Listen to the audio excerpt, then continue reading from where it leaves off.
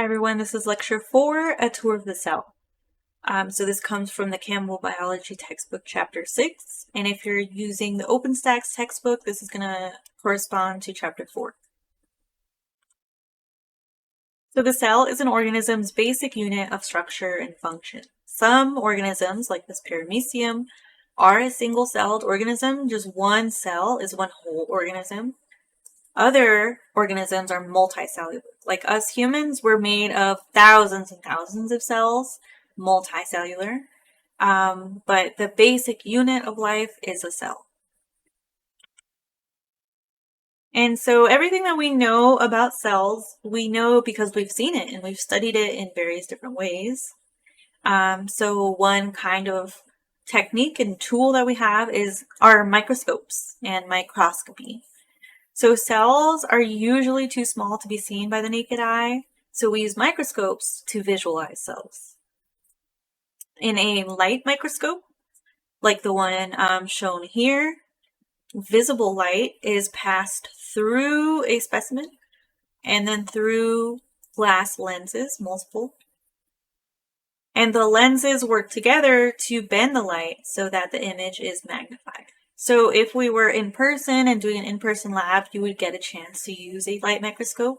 You're going to use one in the Labster assignment this week.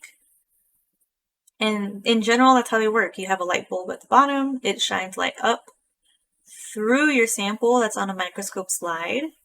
And then it goes through one lens and then a second set of lenses.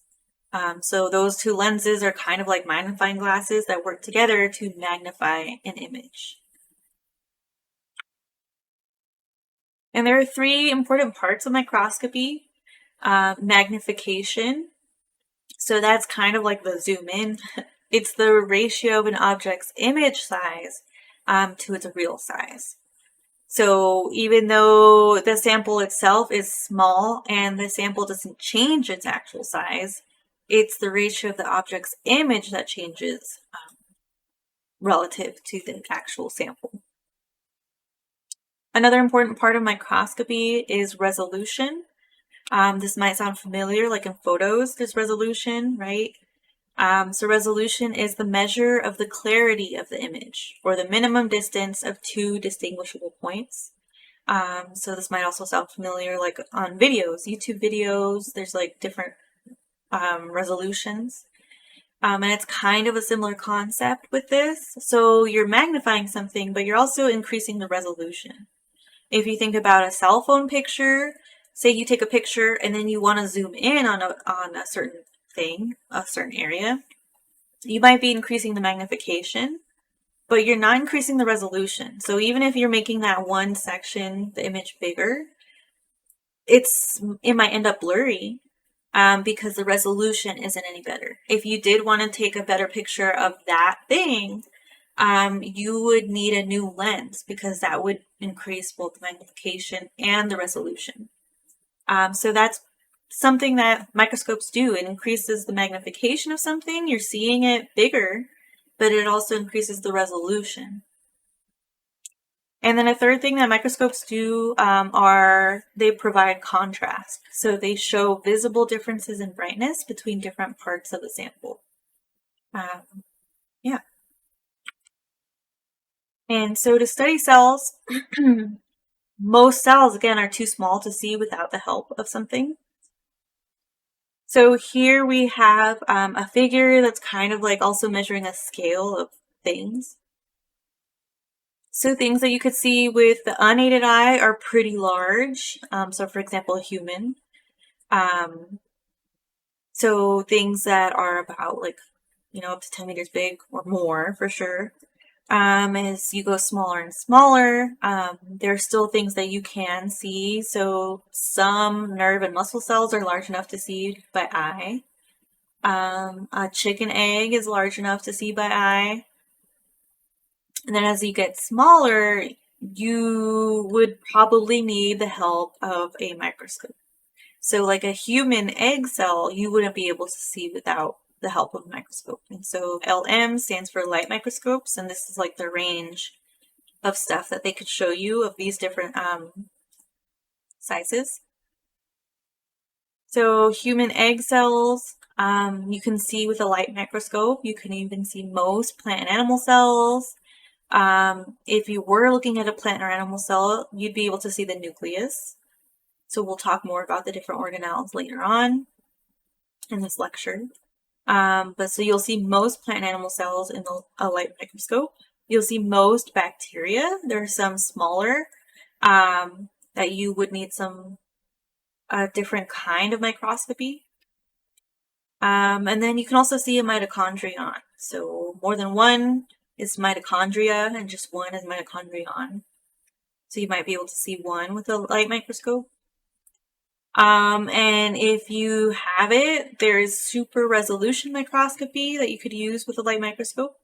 But there are other kinds of microscopes that you could use called electron microscopy. And there, with that help, you could see smaller things.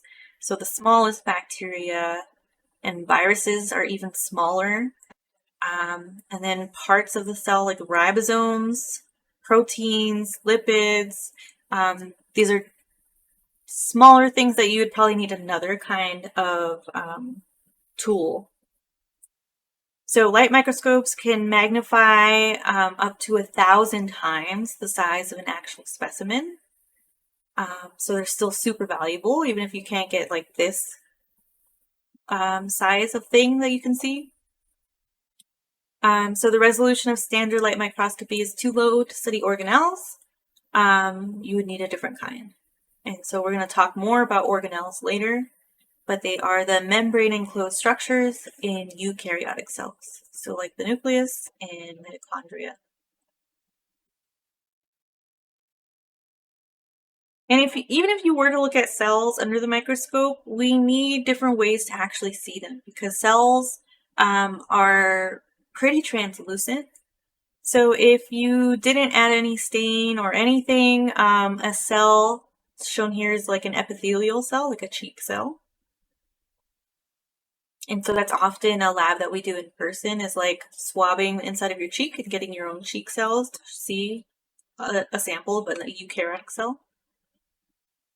So on their own, they're pretty still difficult to see. So there are various techniques to help like enhance the contrast and enable cell components to be seen and labeled, or you can even apply chemical dyes that will stain parts of the cell and then allowing you to see it better. So here in the top left picture is an unstained cell, kind of hard to see. You can see like the edges and you can kind of see the structure in the middle, that's the nucleus. If we apply a stain, now we have a color to these parts of the cell. So you could see a little bit better the definition of like the edge of the cell. You could see the nucleus. Without a dye, you could use other techniques to enhance the contrast. So you see different differences in brightness to see different parts of the cell. So here's like the edge of the cell, the boundary of the cell. And then the nucleus in the middle. And then a different kind of contrast, differential interference contrast, also kind of showing you different parts of the cell based on the contrast and brightness. And I'm going to come back to this picture. So again, light microscopes can only take you so far. Smaller stuff, you need something else. So there are two basic types of electron microscopes that are used to study subcellular structures, so stuff within the cells that are too small to see with just light microscopes. So scanning electron microscopes focus a beam of electrons onto the surface of a specimen, providing images that look 3D. And there are also transmission electron microscopes, shortened as TEM, that focus a beam of electrons through a specimen. So there's like subtle differences in how it focuses the electrons to show the image. And so TEMs are used mainly to study the internal structure of cells. So throughout this lecture, we're going to show pictures of like the actual structures, and a lot of them are going to be labeled TEM because they're taken with this kind of microscopy. So if I come back to this picture, at the bottom left two, these are taken by the different kinds. So SEM is scanning electron microscopy, And then TEM is transmission electron microscopy.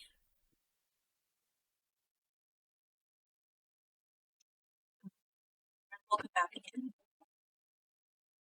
And so there have been recent advances in light microscopy that also help you see structures that it was harder to before. So like labeling individual cells with fluorescent markers helps improve the level of detail that can be seen. So some structures, if they don't have any dye or anything, they're hard to visualize, but we can label them with fluorescent markers that basically like glow. So these fluorescent markers will glow to show certain structures.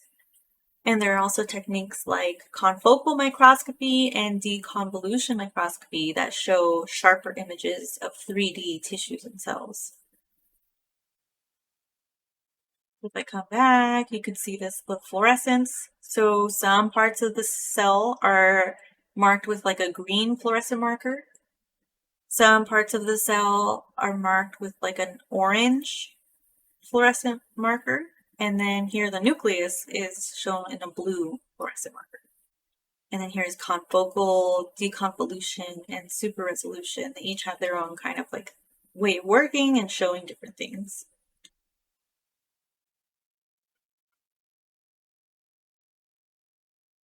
And then there is also cryo-electron microscopy, or cryo-EM. And this allows preservation of specimens at very low temperatures. So some techniques you kind of have to add dyes, or not dyes, but chemicals to help like preserve the cell. But by doing this and having it at low temperatures, this allows visualization of structures in their cellular environment with no need for preservatives. And so this method also can be used to complement X-ray crystallography to reveal protein complexes and subcellular structures. So as a whole, microscopes are super important tools in cytology, which is the study of cell structure. So again, there's so many subfields of biology, and cytology is one of them, which is just studying cell structure. Another way that we could study cells is through cell fractionation. So this method works by taking cells apart, just like breaking them apart, and then you can separate them by size, basically. And so you'll separate the major organelles from one another according to their size. So there's going to be a picture on the next slide, but so you take a test tube and fill it with a bunch of cells of a certain kind that you want to study, and you put it in this tool called a centrifuge. And so a centrifuge kind of works by spinning something really fast. And having that force pulls things that are heavier away from each other.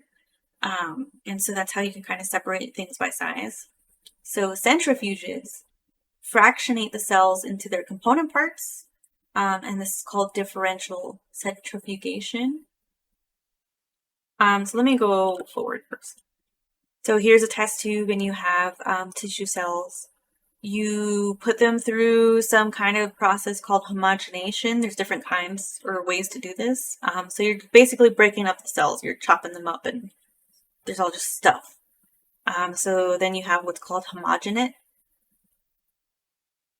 And so you would put them in a centrifuge, and the concept of this is kind of like those rides at like a fair or carnival, like the that spinning wheel. So either it looks like an alien spaceship, or it's just like a wheel and you stand there, and the force of it rotating around a certain point kind of pulls you back, right? So that's kind of how it really works in a centrifuge. So centrifugation is you're spinning these tubes around some kind of axis, and then based on that, stuff gets pulled to the bottom. So from all this mixture of stuff that was in the cells, the heaviest stuff is going to come to the bottom if you spin it for this much time with this much force. So you'll get larger parts of the cell, like the nucleus, or the nuclei, because it's multiple cells, and then other kind of cellular debris. And so when all this stuff gets like pooled at the bottom, it forms what's called a pellet. And everything else that's still kind of suspended in liquid is called the supernatant. And so you'll take the supernatant, put it in a new tube, spin it for longer and for more with more force, and then those smaller, the bigger pieces from this, but still smaller than this previous tube, get pulled to the bottom, and so you're going to have stuff like mitochondria and chloroplasts. Again, you can take the supernatant, put it in a new tube, spin it for this long with this much force, and then now you have these tiny structures and tinier structures. So that's how you can sort them by size. And then study what that piece is and what it does. So cell fractionation enables scientists to determine the functions of organelles. And it's biochemistry and cytology that kind of help correlate cell function with structure.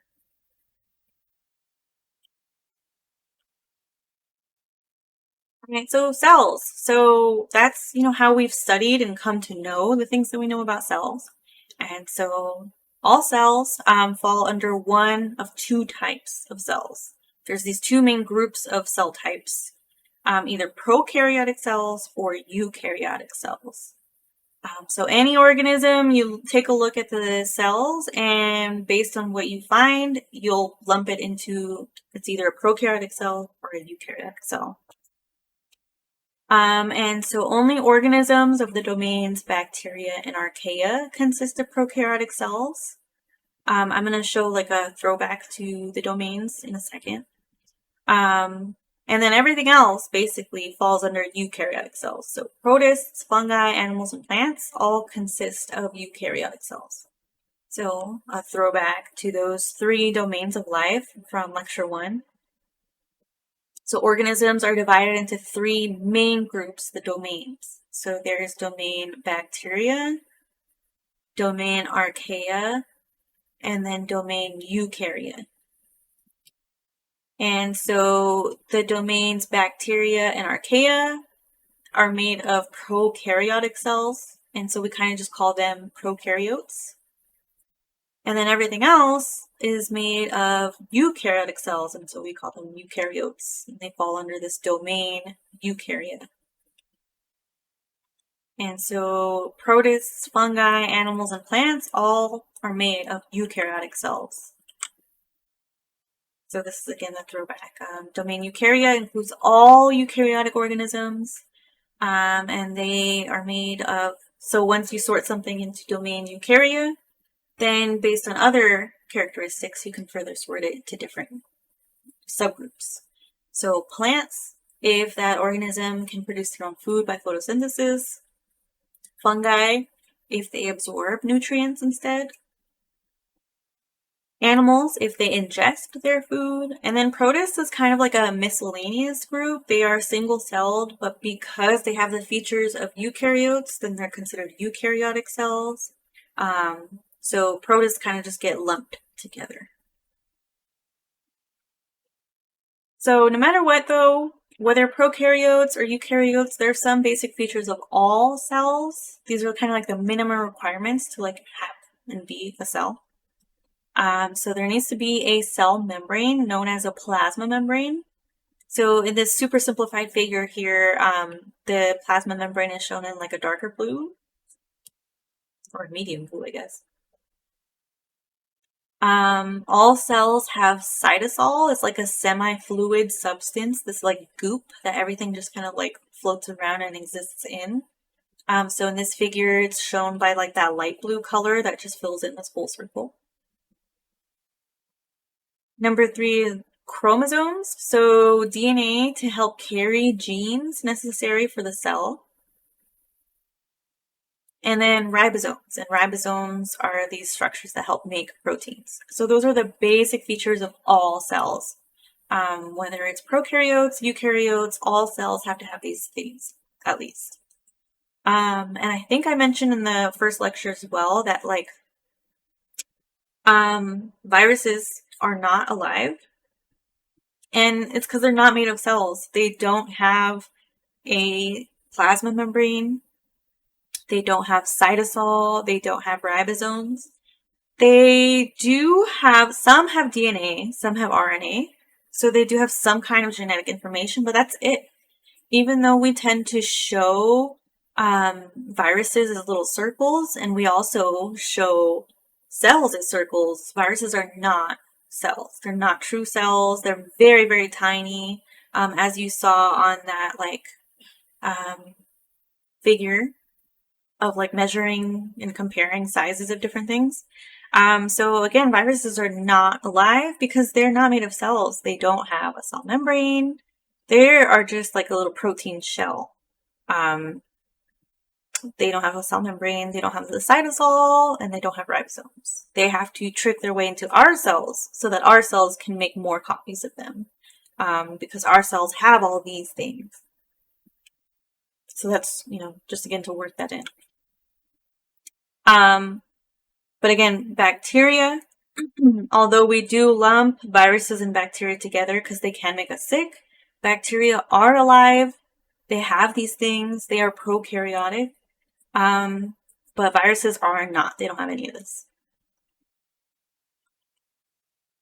Okay, so in general, as a study tip, as you learn about these two major groups of cells, you can use what's called a Venn diagram. So you have two circles that help you compare and contrast different things. So in one circle, you put one group of things, so prokaryotic cells. The other circle, as we move forward, eukaryotic cells. And then the stuff that's in common between them, you will put where the circles overlap. So the things that are in common between both prokaryotes and eukaryotes, you would add these four things. No matter what, they have a plasma membrane, cytosol, chromosomes, and ribosomes. So then as we move forward, you can fill in this as like a study tool. Looking at slides is one thing, but it's definitely more likely to stick with you if you work with the information and make these kinds of concept connections on your own. And then another tip, as we learn about these two groups, it can be easy if you learn about two things and they have similar-ish names. It can be easy to flip-flop. I get it. So to help you remember which group is which, eukaryotic cells, you are eukaryotes, you carry organelles. So hopefully that helps. And then that helps you remember, okay, prokaryotes are the other ones. They're this group that does this, this, this. So let us get started. So prokaryotic cells, what you would put on the left side, they have no nucleus. So their DNA is kind of just like in a region of the cell called the nucleoid. But the DNA is not contained in its own little compartment. So prokaryotic cells don't have a nucleus or any kind of membrane-bound organelles. So, there is a cell membrane, the plasma membrane, but there's nothing else inside that is like separating little compartments with its own membrane. So that's what we mean by membrane-bound organelles. And then in general, the cytosol is like the goop that fills up a cell. And the cytoplasm is kind of a name for the region where the cytosol is. So the cytoplasm in this case is just, bound by the plasma membrane. And in general, prokaryotic cells are actually pretty tiny. And again, everything we know about cells, we know because we've seen it. So here is on the left, like an animation drawing thing of a cell, a bacterial cell. And then on the right is an actual TEM photo of a bacterial cell. So you could see DNA is kind of just in the middle in a region called the nucleoid. And that's the same here. There's nothing actually physically separating it. It's kind of just in this region. So the DNA is shown in this like purple, darkish blue area. You see there is a plasma membrane, a cell membrane. It's pretty thin. And some prokaryotes have a cell wall, It's not the same as in plants that we're going to talk about later. It's made of different stuff, but some prokaryotes have a cell wall. And so that's shown here in purple. So yeah, that's a typical prokaryote. And in comparison, eukaryotic cells do have a nucleus and other membrane-bound organelle. So in eukaryotic cells, the DNA is in a nucleus that is bound by a double membrane. And it does have other membrane-bound organelles that separate the inside of that organelle from the rest of the cell. And so in this case, the cytoplasm is the region between the plasma membrane and the nucleus. And eukaryotic cells, if you were to look at them under the microscope, they're generally much larger than prokaryotic cells. So if we were to be in a lab, we would be able to look at eukaryotic cells and see them and not have that part of a time. But if you were to look for prokaryotic cells like bacteria, it is harder to look for because they're a lot smaller. Another study tip from your textbook is to practice drawing a cell for yourself. So as you draw all this, it kind of helps cement it into your brain. So again, it's different. It's more active than just looking at the slides if you were to draw it yourself. So draw a cell, and then you could draw the nuclei and each organelle and label them. So label what it is and what it does. So for example, if you were to draw the plasma membrane, you'd label it and then add that it's a selective barrier. Only some stuff gets to come in or out of the cell. I did also upload, actually, if you're not a good drawer, if you're not a great artiste, I uploaded a couple coloring pages so that you can like print them out if you want and then color them in. And then that way physically you're still kind of doing the same thing. You're like organizing information.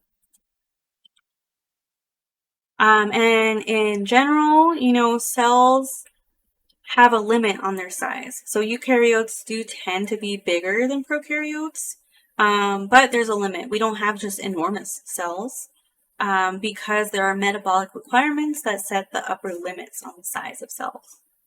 And the plasma membrane that surrounds the cell, as we mentioned, and has to be in all cells, this is a selective barrier that allows sufficient passage of oxygen, nutrients, and waste to service the volume of that cell. So there's always going to be like a limit that you can hit for there to be the right ratio of stuff to come in and out and be enough for that size of a cell. So the surface area to volume ratio of a cell is critical. As a cell increases its size, its volume grows more than its surface area. So there's just like a maximum you can have of a cell that's big. And so here is a picture of the plasma membrane, the cell membrane. In pictures, we kind of just show it as like one line, but the plasma membrane is actually a lipid bilayer. So remember, phospholipids are a type of lipid that are important in the cell membrane. So you see the phospholipids here, and there's two layers that make this one membrane.